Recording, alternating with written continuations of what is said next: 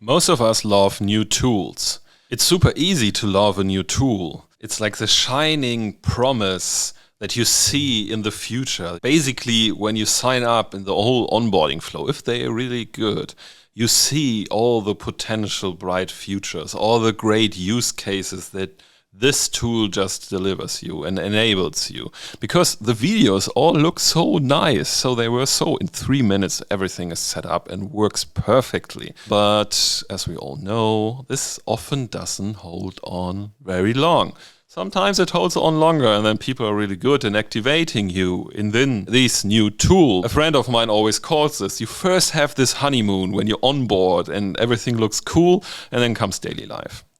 And daily life means you maybe ignore the tool. Maybe you forgot to log in again. Maybe you struggle. Often it's like you struggle at some point. You have a specific thing that you want to solve and it doesn't work like this, like you thought for the first time how it should work. And then you say, well, it was not such a great idea, and you just put it away. And the problem, for example, all these data tools are connected often because you have to do it to set them up. They are connected to your data warehouse, or they're sending some tracking data somewhere. And so you have this vast amount of things that just randomly give access to your precious kind of data, or just sending out from your website, also like the precious kind of data. So not a good idea to test out different kind of tools and just let them lie around and not do something with it. And so how can you change it? Of course, like now people come with, you do benchmark and you just find the right tool. Honestly, there is no right tool. Of course, there are tools who may be better for a use case, but all tools need investment. There's no tool around that basically comes on your table or on your browser and just does everything magically on your own. I think if you would build this, just tell me because I want to invest. No, someone has to take control. And how to do this is just assign one person of your team to be the owner of the tool. She or he is like the tool's master.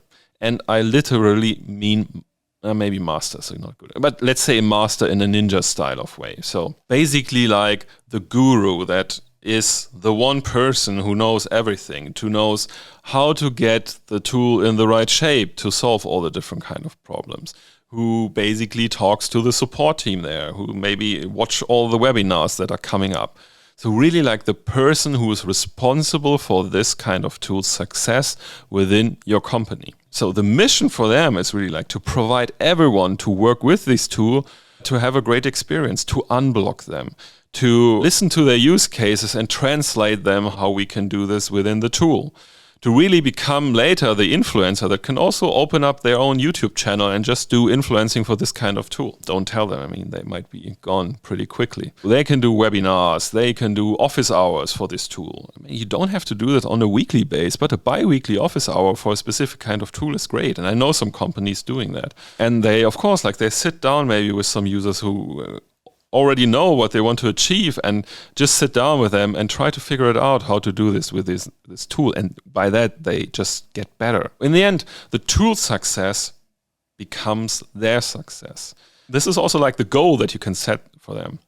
And of course, they can figure out if they invest so much time, they might figure out that the tool has too many limitations. Then you can just take a step back and can say, okay, this person just owns this category of tools or category of use cases that you want to solve. Of course, then part of the mission can be like they look for a replacement. But if they have invested this much time before, I can tell you, this person will be really, really good to find a replacement for us because the success of these use cases is their mission.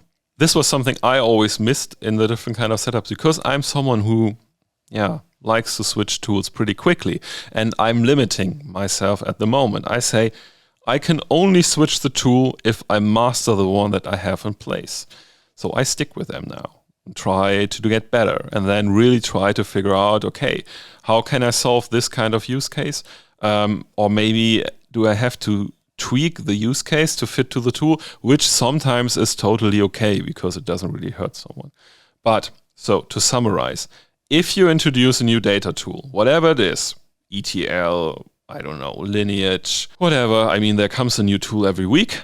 This person has own this tool, or at least one person has to own this tool.